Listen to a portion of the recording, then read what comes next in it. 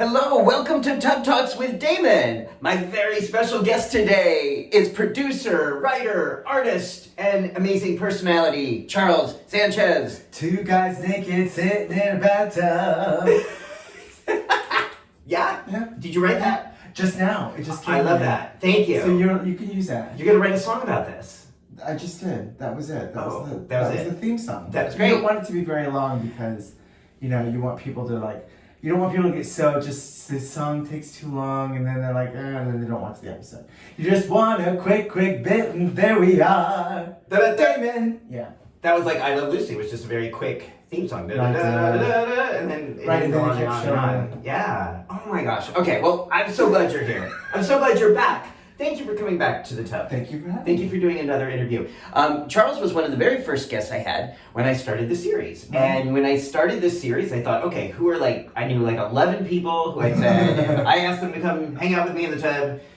I hope they would say yes, and you were one of the very first people that did that. Yes, I was. Thank you. And now we're back. And now we're back. And we're in, I don't know, this is episode number 80 something. Wow. That's amazing. And you're award winning and all. Thanks to the wonderful folks at Pause Magazine Right. and the wonderful readers at Pause Magazine Right. who elected. Thank you for putting Tub Talks as a award. I voted. I believe in voting. I voted a lot.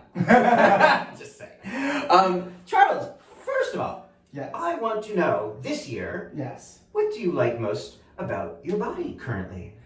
We were talking about this a little bit before. It's hard.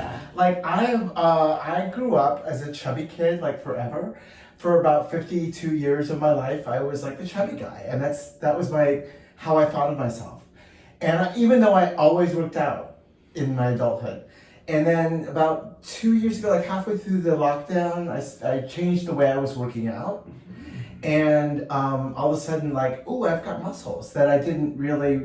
People started referring to me as the muscle guy and things like that, which is so weird because I see it when I look in the. Show the people. Let's show the people. Woo! Look at that. I see it, when I look in the mirror, but when I walk away, I'm still the chubby guy, so it's weird. But yeah, my arm, I really like my arms. I really like my chest. I think I have a really nice chest. I Yeah. have an amazing ass. Yeah. It won't Yeah. quit. And it's old, but it's shapely. How old are you now? I'll be 55 in a week and a half, 2 weeks. Wow. Wow. So yeah, I'm in the best shape of my life at 55. Did you ever think that you'd be able to say that at the Never. age of 55? I you're in never your best thought shape? I never thought I'd be muscly and fit and that people would think of me that way. Ever. And even now it still surprises me when people call me muscly or ask me questions about fitness, about my ab routine and stuff like that. I'm I can tell you what I do. And it's not even a big secret because I steal all my workouts from hot guys on YouTube. Oh. Yeah, and every 6 weeks I change them out. Okay. I just go chest and tricep sets and reps, men, and then I see the hot guy and I go that guy I've already done him. Oh, this is a new hot guy. And I look at what he's doing, and if it's not too crazy, that's what I do. Wow. So, at any other time in your life have you been fit like this, or have you been Not like this. Wow. The closest I've been when after my father passed away in 2017. After he died, I just went through this thing where I didn't feel like eating anything delicious, and I wasn't not eating. I didn't want burgers and fries and pancakes, and I just didn't want that stuff. I was not eating anything like that. Mm-hmm. And so I lost a lot of weight and I looked fabulous. I also, when I was in the midst of my drug addiction in my late 20s, my face looked a wreck, but my body looked amazing because I wasn't eating. It wasn't good or healthy or right, but those were the times when I could look back going, oh, I felt good about my body. And now I feel good about my body, but I feel I did it. Yeah. I did it. You're doing the work And I'm right doing now, it in a really healthy way. going. And I'm keeping it, and it's been now 2 years. Yeah. So it hasn't I trimmed my weight, and for the most part, with some ups and downs, because that's what happens with the body.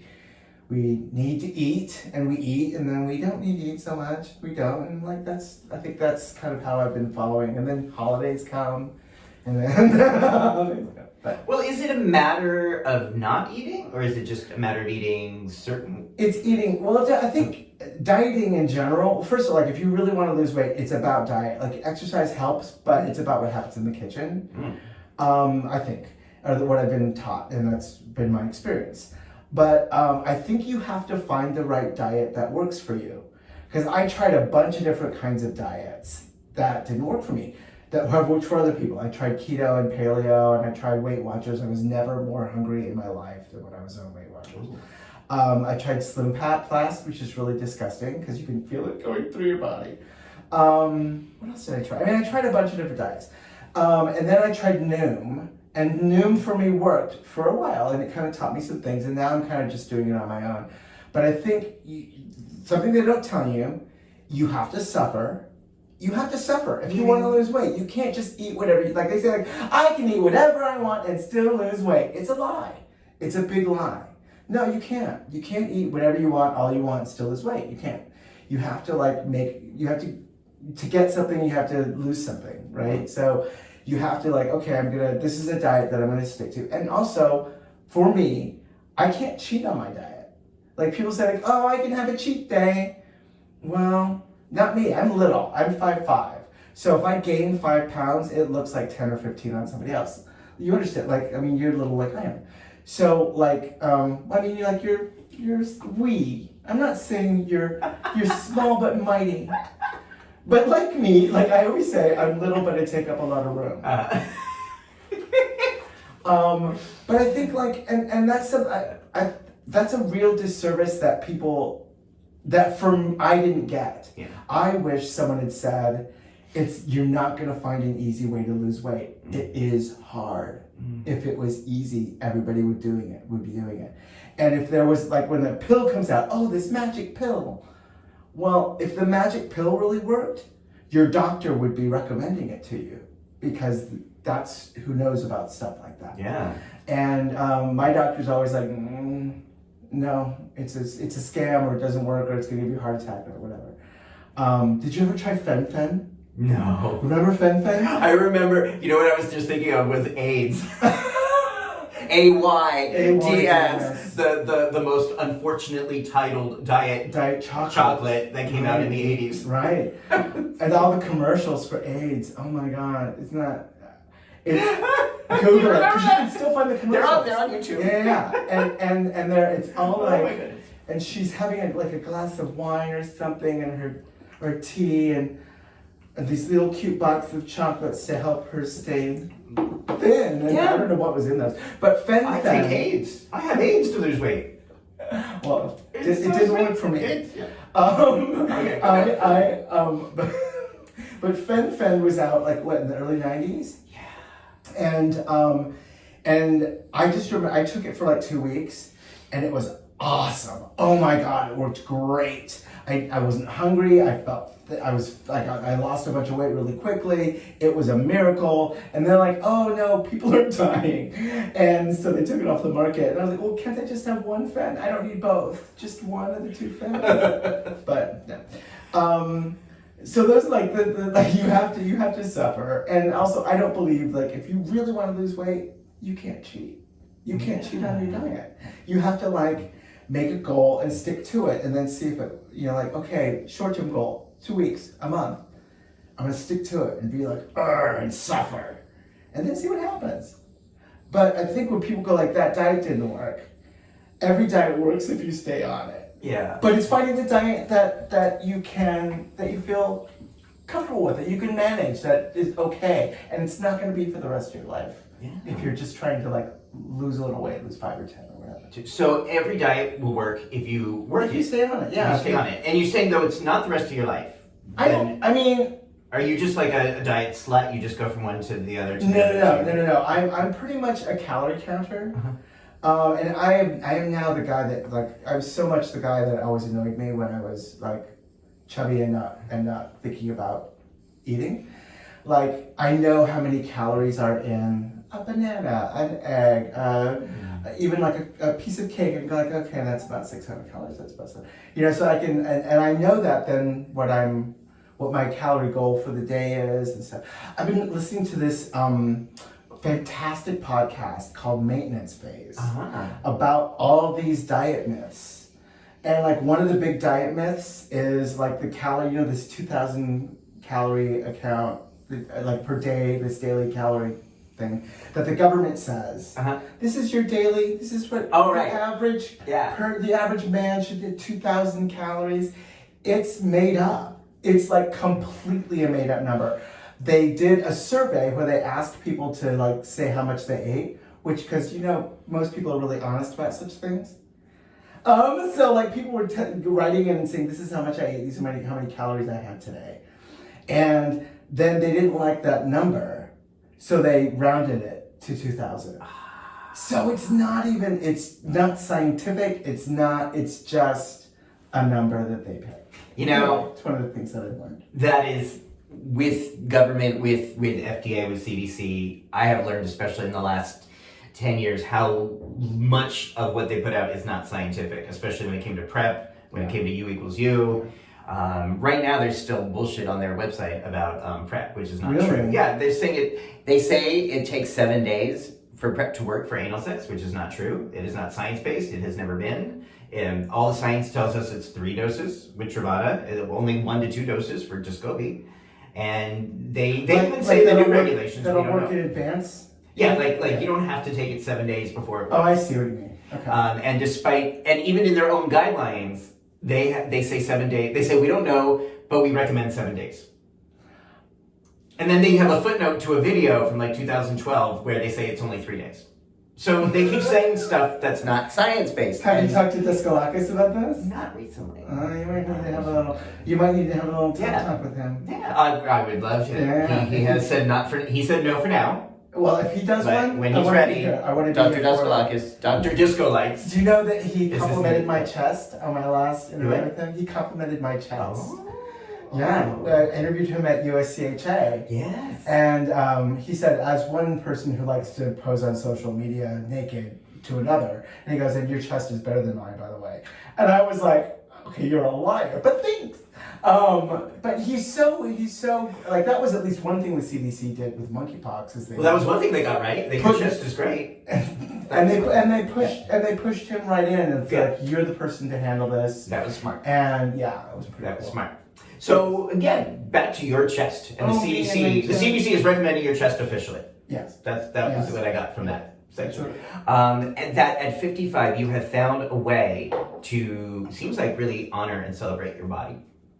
I'm trying to. Like I said, it's a challenge, and it's like I've been thinking about this a lot. Like, okay, if I could just own muscular, like I don't want to be arrogant, I don't want to be an asshole, but I also don't want to still be like feeling meek and feeling like I'm not deserving and feeling like I need to be able to own that I've done this, and then I made this thing happen.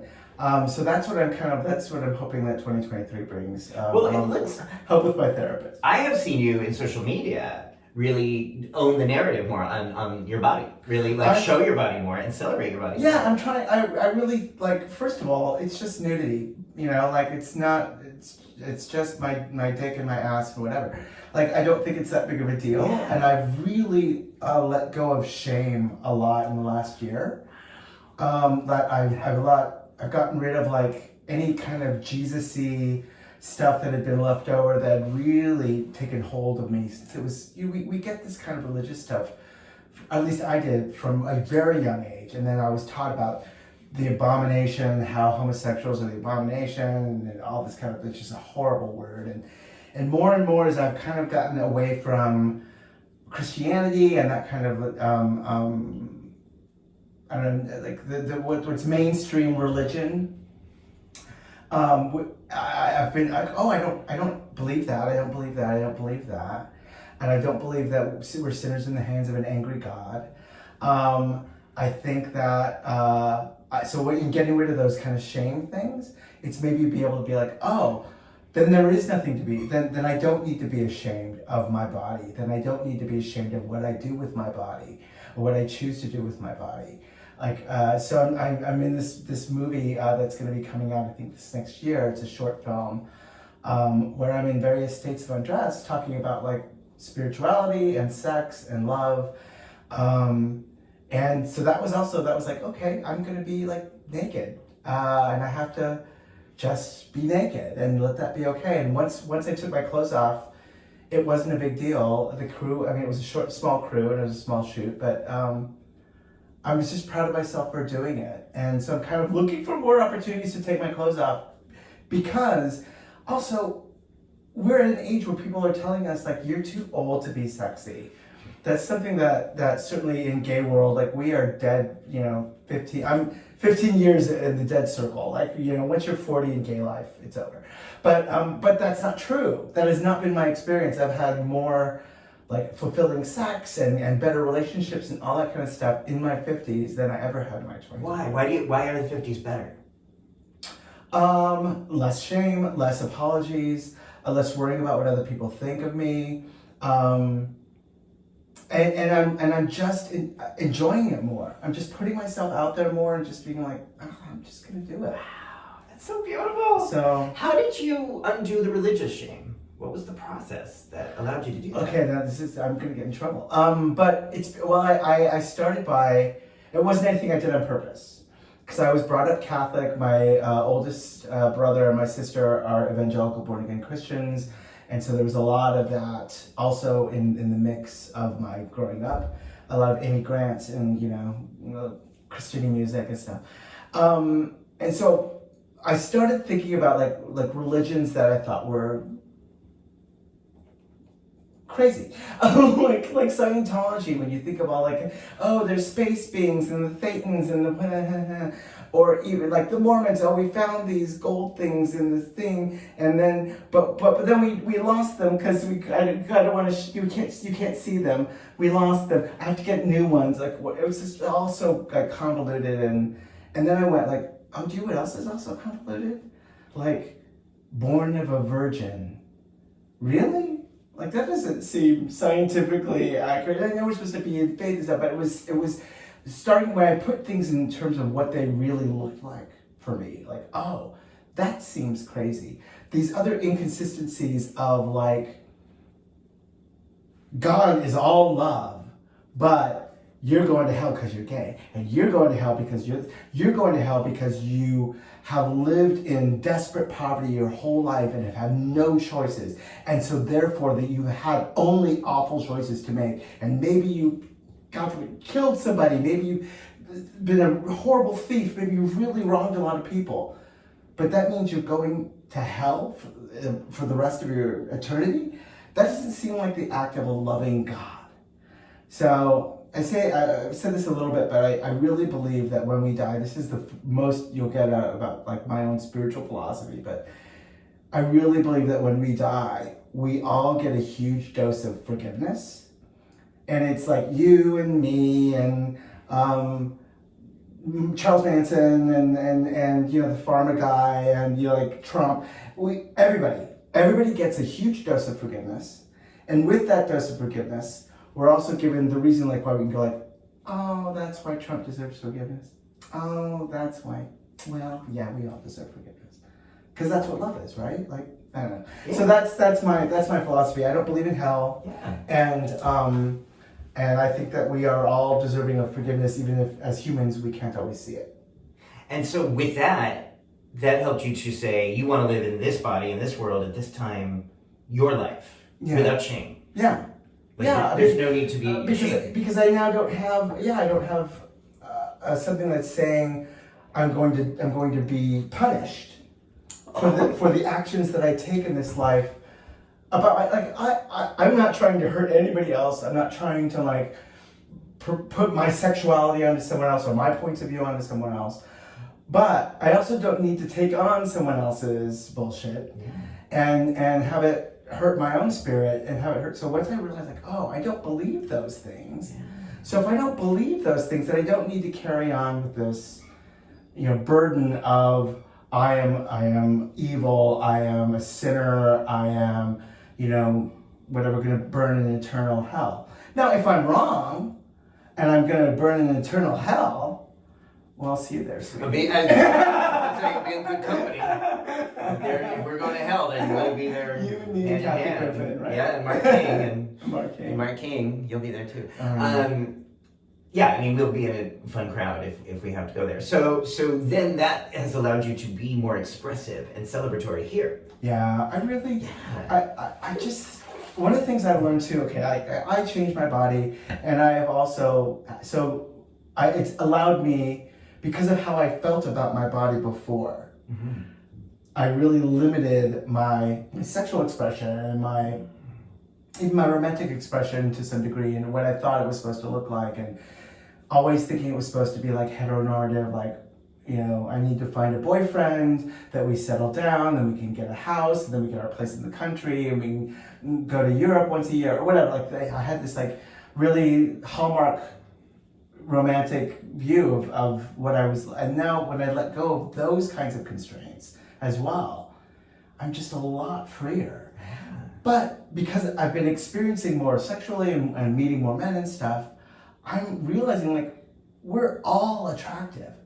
Everybody's attractive, really. and so I've been encouraging friends and people who like maybe don't feel as comfortable with their body. Like, no. There are 10 people on Grindr right now who want you. Go on Grindr, like find those people. If you want a sex life, you can have a sex life. You don't need to wait for my body to be the right. I need to lose weight. I need to do that. You don't have to. People are looking for you. Yeah. So is Grindr been how you've been finding people? Well, Grindr and other apps like that. And what are you enjoying about sex these days? Sex. I like it. You're giving yourself more chances to discover? Yes, and one of the things I think that when I'm not looking for a boyfriend. If I meet somebody that's amazing, I'm not discounting the possibility, but I'm not actively looking for a boyfriend. And so it allows me, when I have, even if it's just a one-time thing, it's generally usually in the afternoon, but if it's a one-time thing, I really get to experience this person. Even if it's for like 45 minutes or an hour, I get to really experience this person and feel and see what they're all about. And it's really wonderful, as opposed to like when you're with one person for a long time, they're the only person you're seeing, then it becomes like, oh, I've read this book a million times, which is lovely, and it's its own thing. You're planting a different kind of a seed, you're doing a different kind of thing there. A different kind of seed. That's a title of something. Ooh. Right? Your autobiography. No, I think my autobiography is going to be called like something like, I tried to get out of it, but I couldn't. Something like that. Okay. So you're letting yourself now play, show your body, celebrate sexuality more than before. Yeah. More than ever? More than ever. Yeah. Now, you have been open about being sober. Yes. Being in recovery. Yes. Now, since I'm being honest about that, I actually went out a couple of months ago, and although I have not been drinking, I have not been back like in the program, and I just kind of feel like I need to say that, like, I'm not. None of us are poster boys for any kind of recovery program. That's not what it's about. But I just feel like I need to, like, right now I'm just not doing that. And I think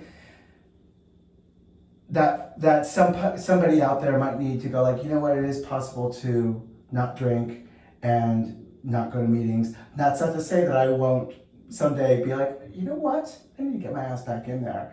It's nice to know it's always there for me. Yeah. Anyway, so I just want to kind of like say that in 100% land. How has it been to discover and play sexually and give yourself that ability to play sexually without drugs or alcohol? Oh, well, it kind of, because this is kind of a new thing. That's only been the past couple of years that I've really been having like this kind of a sex life. I haven't had drugs involved. Right. And so it's been all new. When I was in my 20s and stuff, I was heavily drinking. I was using like Coke and other pharmaceuticals. So I don't know that I ever really even experienced the people that I was with. I was just there to as part of the party. It's kind of another drug. Sex could be another drug at that point. And to be in this thing where I'm just like, no, it's this person that I'm meeting and getting to experience in this intimate way that's also really like athletic and physical and fun and it's also very forgiving. There's something about it when you're with somebody, especially, you know, whether or not you've been with them before or it's new, you kind of have to like, our bodies are our bodies. And sometimes what something looks like in a picture that you see before you meet somebody on Grindr or Scruff or whatever, and then they show up, it may not be, they may be a little bit older, they may be, you know, the holidays were just here, we all gained a little bit of weight, like there's a little bit of forgiveness there, and then things happen during sex that you don't plan, you know, like, and that's okay too. We're all human beings with bodies that function, hopefully, and so that's just a really nice thing that I never experienced when I was like actively in addiction and trying to have sex. It needed to look a certain way. It needed to be really porny and whatever. And I find it more dirty and fun and sexy and porny now that I'm not doing those kinds of, you know, crazy drugs and things. So it sounds like sex is better. When you're present, when you're sober, when you're able to really be in it and create in it, not stick to a porn script, but really create and see what's happening with this person. Yeah. Because I don't. It's like learning to dance. Yeah. It's step, touch, pas de deux. Oh no, you want to dip here. Oh no, you want to do a little twirl. You know, like, oh, okay, well, lead on, I'll follow. And that's fun. And if it wasn't fun, I wouldn't be doing it. Yeah. That's, and there are times when fun is like being presented to me, like, oh, do you want to, hey, I want to sup, what are you doing? I'm like, you know what, I'm going to watch a movie tonight. And to be able to have those choices too, because I think when I was younger, I felt like I had to take whatever was offered to me all the time, or else I was going to miss out. And I still have a little bit of FOMO when it comes to sex, but I'm getting a little bit better about it. That is amazing, and I often think that is true agency. That's true power. Is the ability to say no. So real agency in sex is to know when the answer is yes, and to know when the answer is no, and when the answer is maybe. Maybe. And it's okay. All of those are absolutely fine. But when people don't feel agency, they sometimes say yes when their answer is no. Right. That's a different. Or they say no when their answer's really want to be yes. Or when they don't know how to answer to get what they want. Yeah. And I don't know, like, apparently with straight people, there are a lot of games and things, a lot of like stuff. I don't know that much about how straight people, I mean, I've seen porn, but other than that, I don't know how the relationships work. I mean, so I don't know. And the agency thing, I think, is different in those circumstances. But for me, I'm a yes first, and then I have to go, wait a minute, what am I doing? But last night I did that same thing. I was like, sure, yes. And I went, oh wait, I'm watching this Bernie Madoff thing. And Bernie Madoff is one of those stories that fascinates. You said no to sex so you could watch Bernie Madoff? Bernie Madoff, yeah. Okay. Well, you know. I don't know, you're young. Well, but it wasn't, no, it was, how can we hook up later on this week? Which I got a no problem. How do you feel about the use of doxycycline to prevent STIs? You were the one who told me about that, and I think it's really exciting. I've told some people about it, and I think it's important too. Like anything like that you can do preventative, I think is like PrEP. Like, geez, if PrEP would have been around 20 years ago, 30 years ago, at the height of the AIDS crisis, it would have been this miracle. And the fact that we're still getting so much like pushback and weirdness about it is unbelievable to me. Yeah. When it's life-saving. But it's the same about I never say it right. Doxycycline. Doxycycline. All of them, all those Latin creams and stuff that I put on myself, like I don't know how to say it.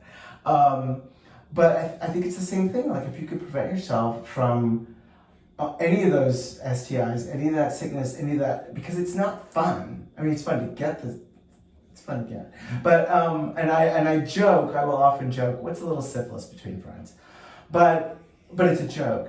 And especially if you know you're going to like MAL or one of these other big conferences, Claw or Beef, it behooves you to like, well, you know what? I'm just going to take a little extra. I'm going to call my doctor and take care of myself for this week when I'm going to be doing extra with extra. Yeah.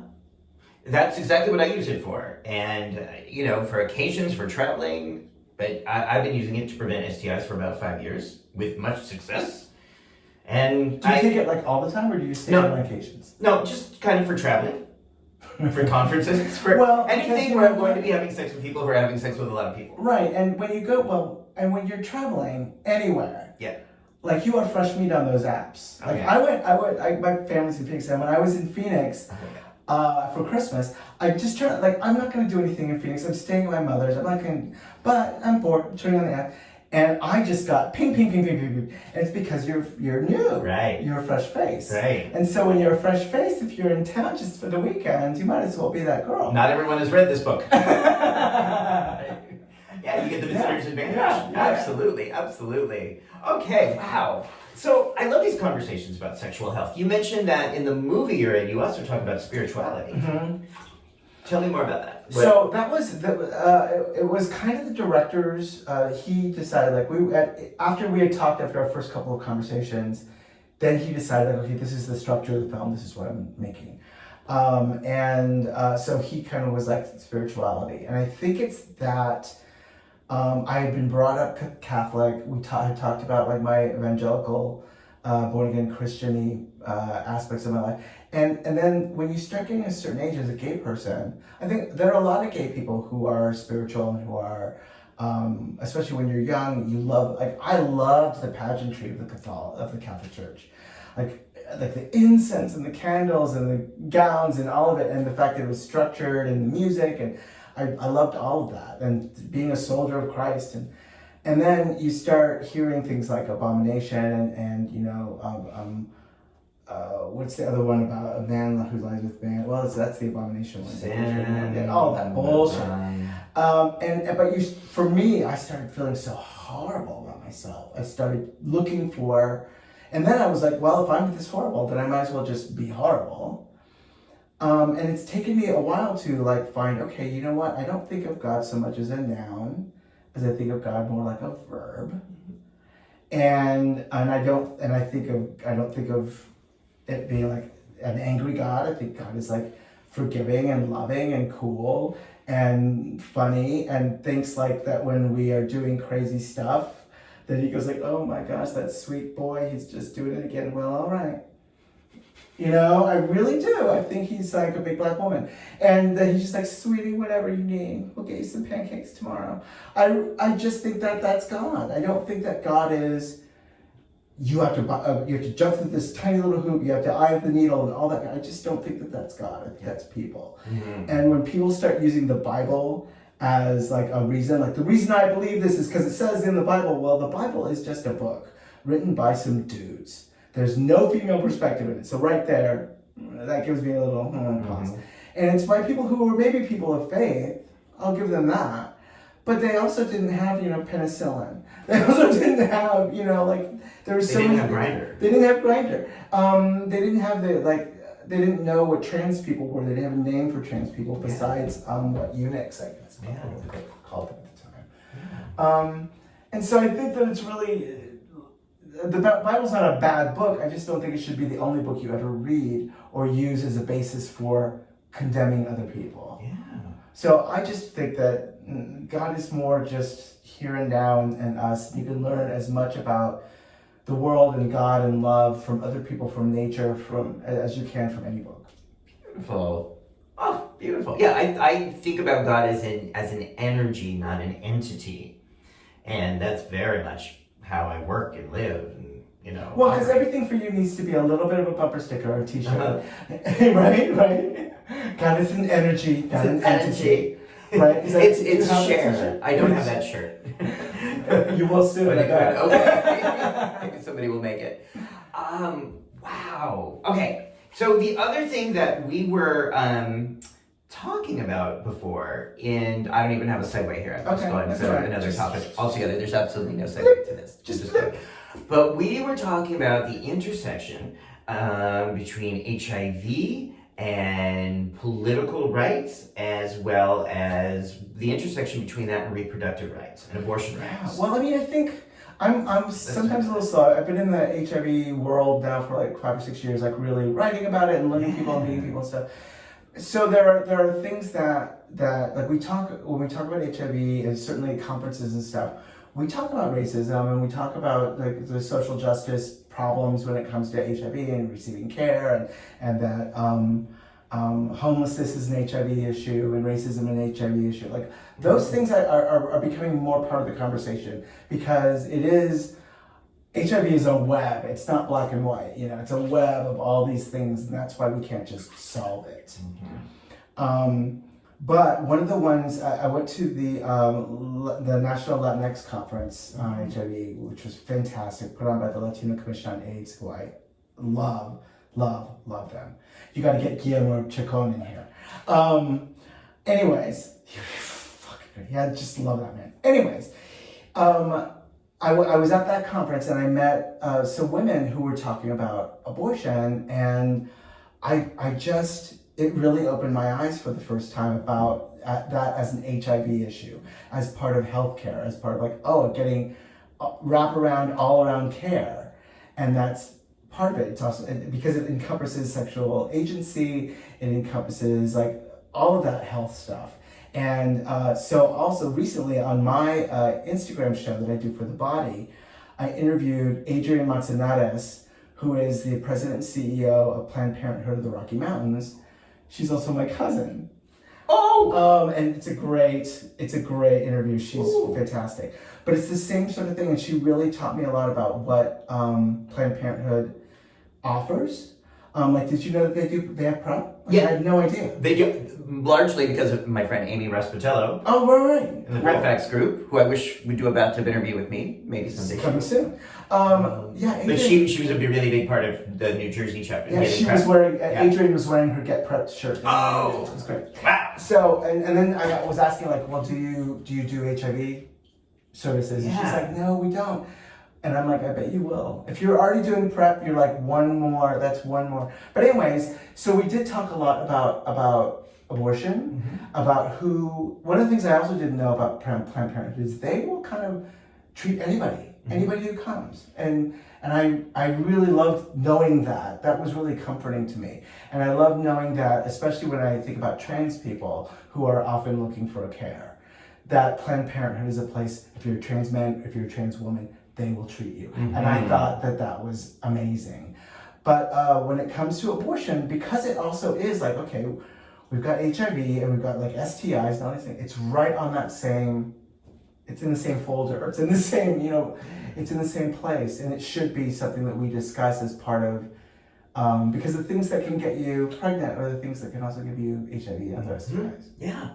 So there's a lot that we have in common in that way, in terms of prevention and in terms of having access to resources to an unwanted consequence of play and fucking and sex.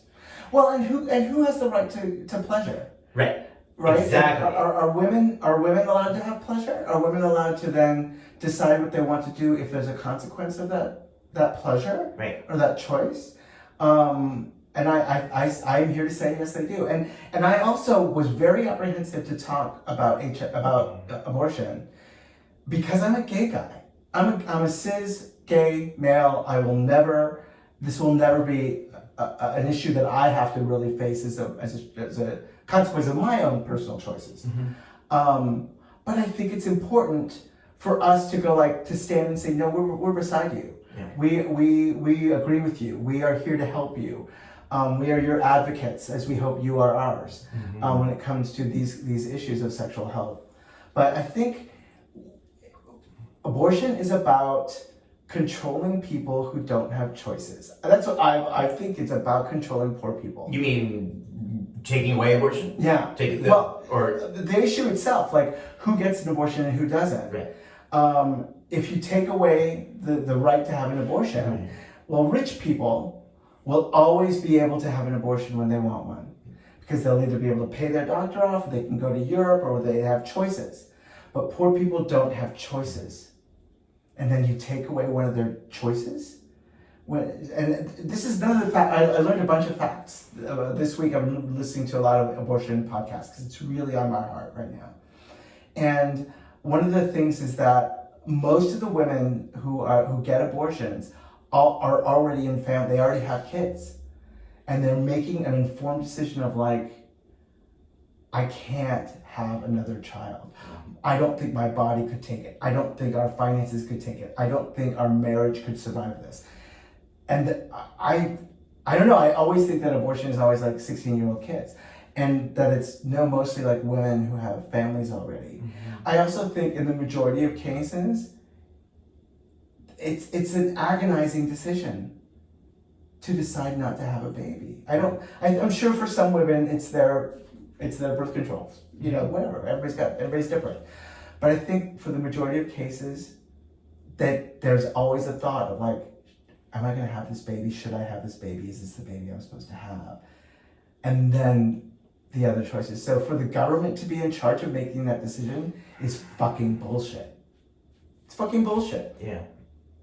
And I feel like when the government starts to say, I can tell you what you can and can't do with your own body, with your own choice, it is such a hop, skip, and a jump away from PrEP, and then we're still fighting AIDS criminalization laws in so many states.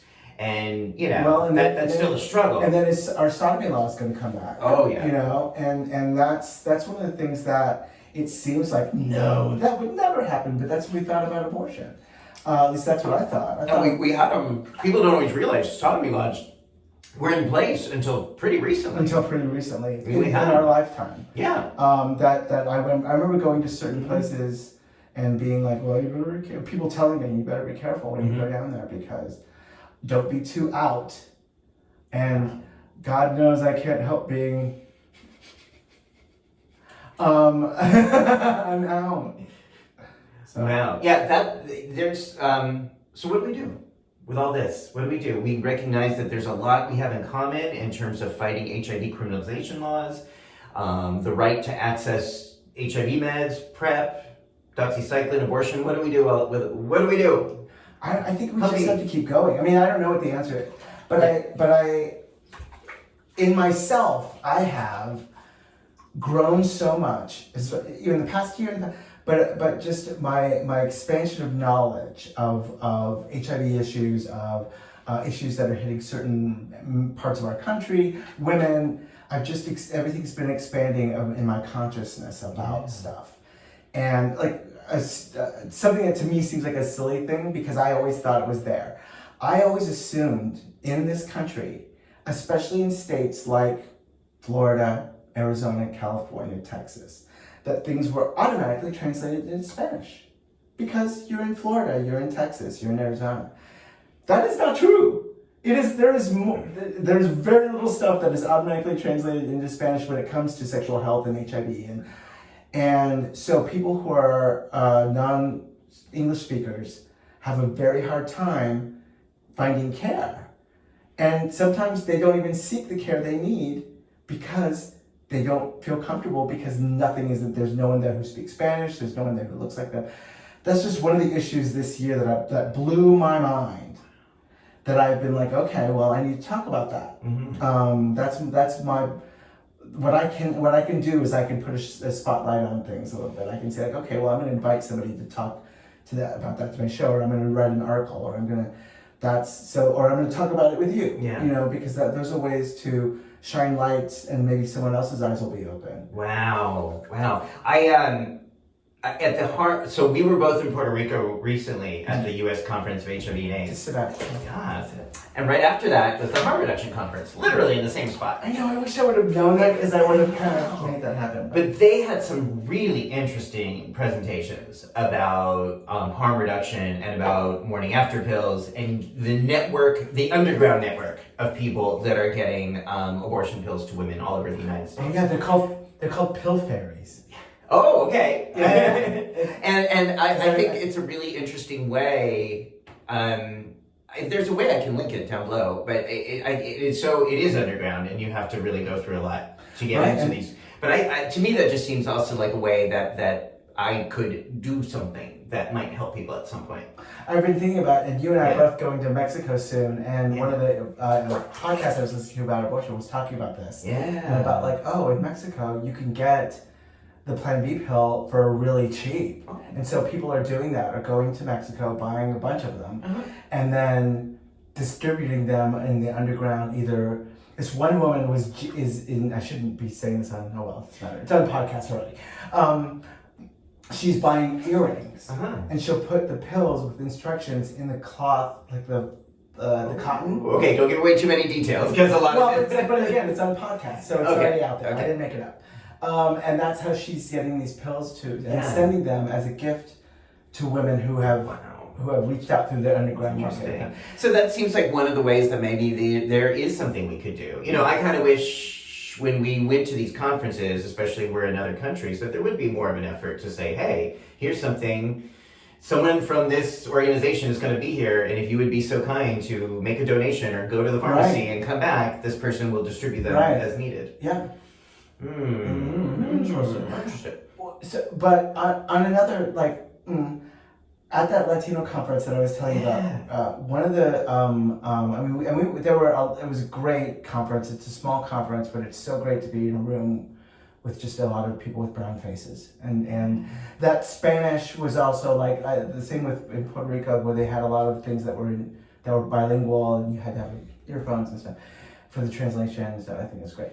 But in this Latino conference, one of the sessions was with about sex toys, and so that was wow, oh right, we're gonna do some things where we talk about sex, where we talk about pleasure, where we talk about different kinds of toys and things and being able to ask somebody a question that maybe you're afraid to ask. A partner or at a store, but you can ask this woman who's giving this talk about toys. And I learned something at that. I learned several things, but one of the things is I learned why you should not use silicone lube on a silicone toy. Did you know?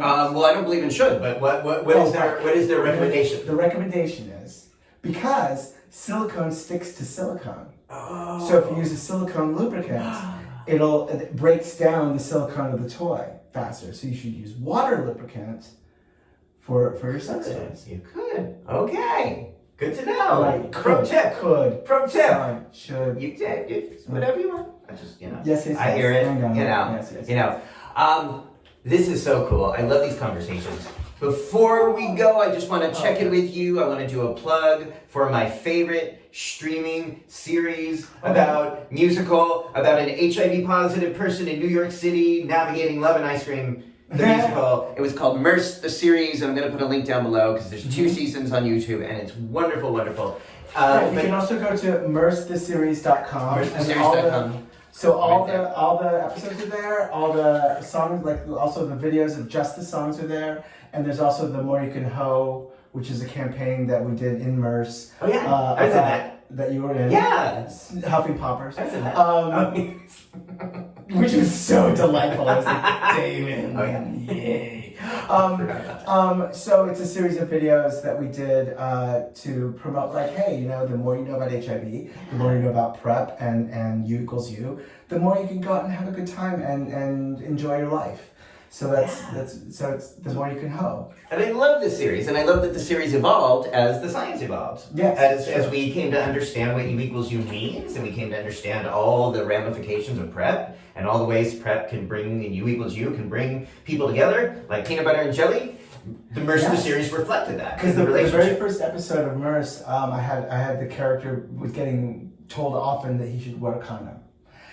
Because when I was writing it, Which is another reason why I don't use shoulds. Because of that. Because people do say that. right? But, yeah. Well, but and it's a cute little bit. Yeah. But now I look at it, I'm like, oh, it's a little passé. But although I'm not against condoms, condoms are one of the tools in the toolbox. If condom is what you like and what you use, don't let me stop you. Love you, love. Yeah. But it's not the only way. Yeah. It's not the only thing. Yeah. And it's not the only choice you can make to be safe and responsible. Yeah. There are other ways. So to be Merce safe. The Series reflected that. Yes. And as the series went on, the changes in the science were being Yes. reflected in the story. Especially in the second season, we were much more issue heavy when it comes to HIV. We talked about U equals U, we talked about PrEP, we talked about slut shaming, we talked about gay marriage. What else did we talk about? That secondary conditions to having HIV, which is something I had 2 hip replacements because I developed avascular necrosis, which not everybody with HIV gets, but a lot of people with HIV, a lot of people who have avascular necrosis have HIV. Yeah. So I had Merce go through that same thing as well. Yeah. So anyway, pretty proud Wow. of it. Is there any energy around season 3?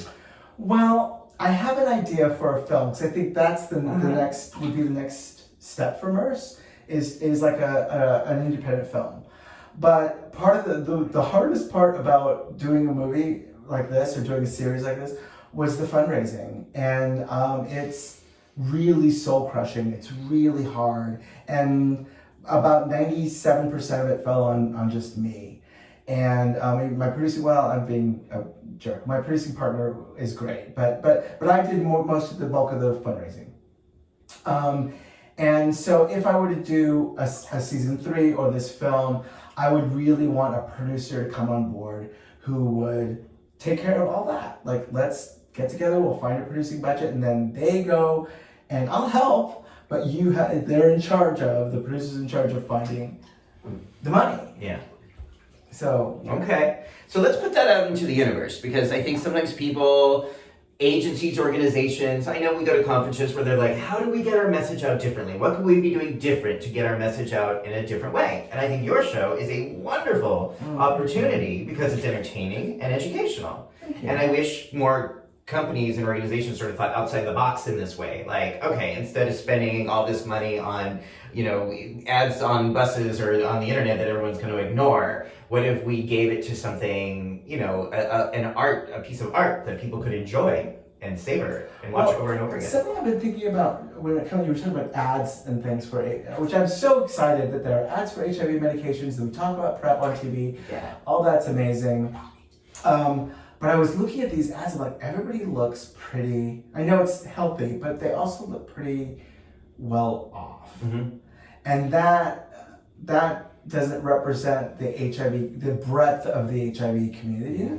And so it would be nice to have some depth there, some different kinds of images besides everything's great and here I am with my boyfriend and we're at work together because we work together and we live together and we go to picnics and fun runs. That's every HIV commercial. And drag shows. And they have dinner on a sunset porch outside. Because they have this fabulous deck. Yeah. Yeah. And I'm like, maybe That's not a everybody. Yeah, maybe not. They walk hand in hand on a pier at sunset. But it's the fun runs that they're always at picnics with all my multicultural friends. Yeah. That's the other thing, is that everybody is like multicultural, and picnics. What kind of commercial would you do if a pharmaceutical company said we want to hear your vision for marketing a drug? A hot guy in a sling. And it says, "Is your PrEP working?" Ooh. That's my idea. Yes. That's my concept right now off the top of my head. Okay. Something that, and that wouldn't be for maybe television, Mm-hmm. but why couldn't an ad like that be in gay magazines? Because come on, we have sex. Yeah. That's what makes us different from straight people, is we have sex with the same people, like the same sex people, not the same people always. but why we're so shy often about stuff like that. It's distasteful to who? I mean, well then turn it on, then change the channel. Don't buy that magazine. But I think that we need to be able to have more different kinds of conversations when it comes to sex that aren't shaming, that are like, you know what, that acknowledge that there is not just one place with one sling in Manhattan.